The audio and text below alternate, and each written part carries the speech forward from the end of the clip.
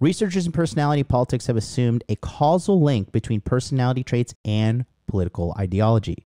So, certain genetic factors and personality traits will absolutely cause you to vote one way or another. But forget voting, just talking about personalities in general. Okay? Conservative versus liberals. The results presented here do not support this assumption. Rather, primary connection between personality traits and political ideology rests on the common genetic precursors of, the results presented here do not support this assumption. Rather, the primary connection between personality traits and political ideology rests on the common genetic precursors at each. At this stage of research, we find no support for reigning assumption that the personality traits cause people to develop political attitudes. Our results imply that humans are at heart political animals, right?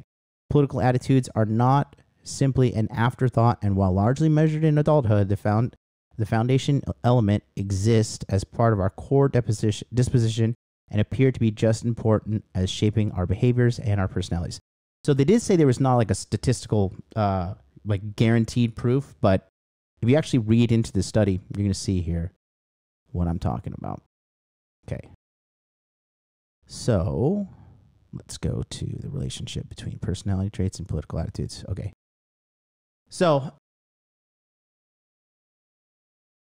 before delving into the causality assumption, it is first useful to explicate both personality traits and political attitudes.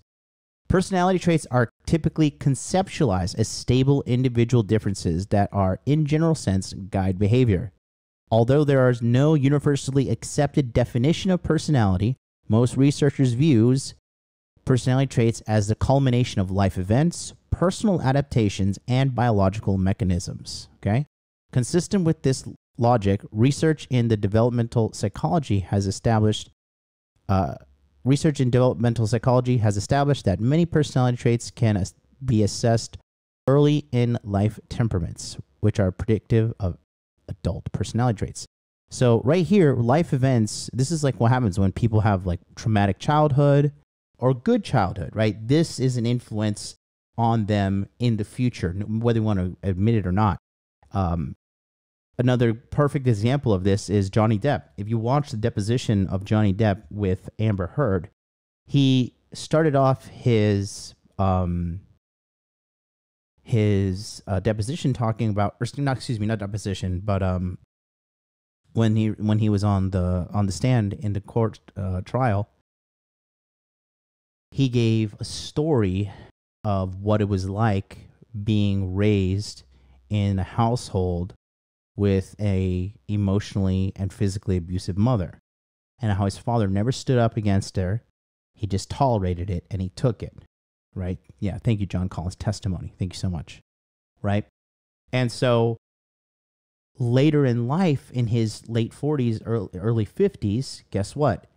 He links up with a girl who is absolutely just like his mother. He is remaking that same childhood situation over and over and over again. Okay, this is why what happens when people don't friggin' resolve their traumas. What happens is they end up reliving their traumas. They end up redoing their traumas, and they don't really realize this, and they do this for the rest of their life, right? So let's go back to this article. Consistent with this logic, research in developmental psychology has established that many personality traits can be assessed early in life as temperaments, which are predictive of adult personality traits. This early emergence and relative stability across time insinuates that personality traits precede other social dispositions, such as political attitudes. In this view, personality traits are not conceptualized as proximate causes that can explain specific behaviors, but rather as distal causes that explain response tendencies across a wide range of situations, ignoring specific situational pressures. I said the periods here. Okay. I was looking for, I didn't see the periods over here. So I'll read that again. Ignoring specific situational pressures. There we go. As such, multiple intervening processes mediate the impact of personality traits on observed behaviors. Okay. Ideological orientations, on the other hand, so now they're going, that was explaining personality. Now we're talking about ideological orientations. This is basically following under the guise of politics and political standpoints. Ideological orientations, on the other hand, are typically conceptualized as an interrelated set of attitudes that reflect an individual's liberal or conservative preference across a range of interrelated policies, which can be clustered along multiple ideological dimensions. Okay?